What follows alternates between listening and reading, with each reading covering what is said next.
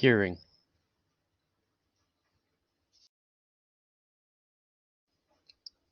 sight,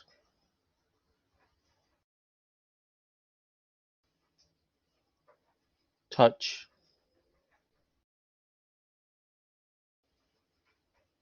smell, taste, memory. These are our senses. We use them every day. They keep us safe, and they help us remember what is safe and what is dangerous. You wouldn't touch a flame, would you? No, of course not. The memory of touch reminds us that fire can hurt us. How about the sense of hearing? Do certain sounds trigger memories? When you hear that song that played during your first dance? Or the sound of rain on a tin roof? If you've ever heard that. I remember summer mornings hearing the sound of the garbage men coming down the road collecting the trash. Certain smells bring back memories for me.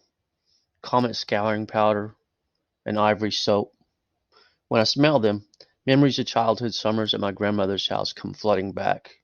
They're good, they're warm and comforting. I loved the summers at my grandmother's house. I miss them, but I cherish the memories. Some smells bring back bad memories. For me, it's the smell of jet fuel or concrete after a rain. Those bring back hard memories. They bring back memories of my year in Iraq. That was a dark time in my life, a time I don't like to think about. Do certain senses bring back fond memories for you? What about sight? Okay, I have a strange memory catalog. I may see a person's face or an object, and it'll trigger my memory's file catalog to race through and find a certain memory. The face or object may be loosely related to the memory, yet there it is, and I can't get rid of it. Here's an example. I see a frog, any frog. It can be real or a cartoon. My memory jumps into overdrive. The frog reminds me of a frog skeleton that my brother and I found as children. We kept the frog. My brother still has it. We found the frog skeleton in the ditch in front of my grandmother's house. The ditch in front of my grandparents' house reminds me of the ditch in front of our childhood home. The frog and the ditch together remind me of finding tadpoles after a good rainy spring. Finding tadpoles in the ditch in front of our childhood home reminds me of the tadpoles we found on vacation in Arkansas one year. And now I'm having fond memories of the Arkansas vacation when I was a kid, all because I saw a frog. That's how my memory works. I was skimming the headlines the other day on yahoo.com because that's what I do. I read headlines, I don't read the articles. I came across this. The Far Side is back. The memories came fast. I was overcome with emotion. 5 short words and I was in tears. Not sad tears, happy tears, good tears. The Far Side is a comic strip written by Gary Larson. If you're unfamiliar with it, let me give you a quick history. The creator, of course, Gary Larson, was born and raised outside of Tacoma, Washington. He graduated from Washington State University, Pullman, with a degree in communications. During high school and college, Gary played jazz guitar and banjo. After graduating, he worked for a while in a music store. He realized one day that he hated his job, so he took a few days off. During those few days, he decided to try his hand at drawing comic strips. Gary submitted his first 6 cartoons to several magazines and newspapers in the Northwest. To supplement his income while beginning his comic work, Gary worked as a cruelty investigator for the Humane Society. Larson decided to broaden his exposure and showed his comic to the San Francisco Chronicle. The Chronicle bought his comic, changed the name from Nature's Way to The Far Side. The Far Side first appeared in the Chronicle on January. The final Far Side appeared in the San Francisco Chronicle on January 1st, 1995. The Fireside Comics ran in over 1,900 daily newspapers, was translated into 17 languages, and compiled into 23 books.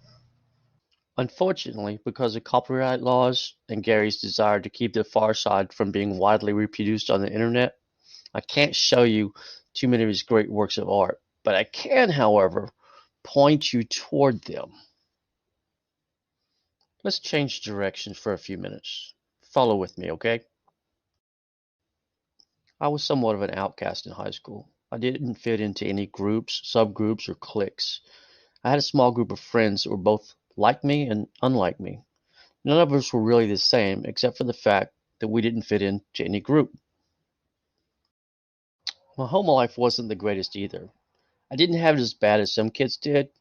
I was a somewhat typical teen in that I didn't get along with my parents, and I was usually fighting with my siblings. Although I was surrounded by family and friends, I really felt alone most of the time.